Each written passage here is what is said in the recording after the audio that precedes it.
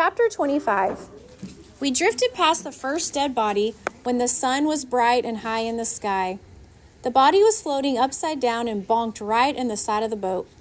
Mama shoved Celie and the twins' head into her bosom, hiding their eyes from the sickening sight. I couldn't stop staring. "Close your eyes," Mama said, but I couldn't. My eyes were wide open.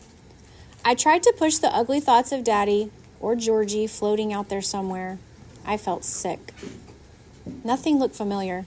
I knew we were in the 9th Ward, where I'd been living my whole life, but I was lost. We drifted along in Mr. Oscar Dupree's boat, but I only counted 3 houses that weren't completely under the water or outright destroyed, or sitting cockeyed crazy like our house was. "Hey, over here!" A man standing on the roof yelled at us. "That man's hollering at you, Mr. Oscar," Celie said. He mumbled. I seen him look up at the man without moving his head. The man on the roof wasn't alone.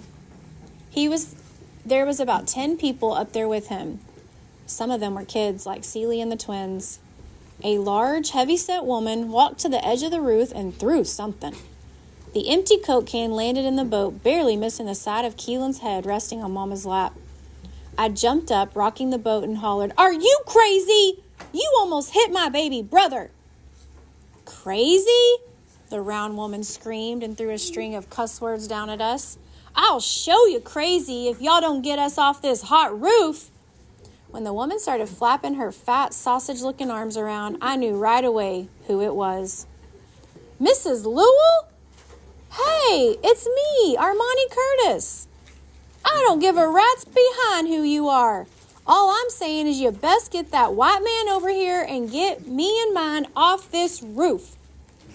With every word, that woman's voice got louder and squeakier.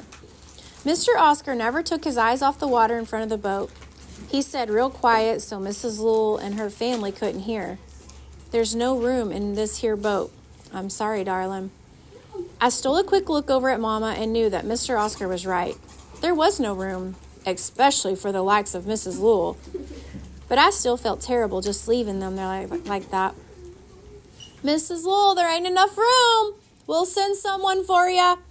I had to turn around to shout at her because we had already drifted past their house. That woman and half her family threw anything and everything they could get their hands on at us. Luckily, none of them was quarterbacks for the Saints. From then on, it was mostly a quiet, bumpy, roundabout ride. I hung my head trying to breathe in the fading lavender smells buried deep down in Kayla's hair. I had to do something to cover up the gassy, rotten smell coming off this nasty water. Mama all but came up out of the boat when somewhere close by gunshots rang out and the sounds of dogs barking blasted through the air. Mr. Oscar Dupree kept saying under his breath, "We're almost there," never one time responding to the sights and sounds around us. I was beginning to wonder if there really was a place called there. The air in my lungs stopped moving altogether when I seen the steeple of our church sticking up out of the water. And all the Bibles. There were floating Bibles everywhere. Celie reached over to the side of the boat and scooped one of the books out of the putrid water.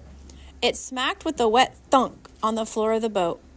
None of us said nothing, but we all knew she'd done the right thing.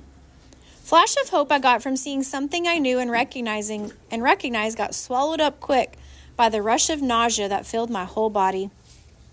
Uncle T-Bone's house was gone. If the steeple was poking up out of the Bible-filled water, my good sense told me that Uncle T-Bone's house should have been right there. Even if it was underwater, it should have been right there.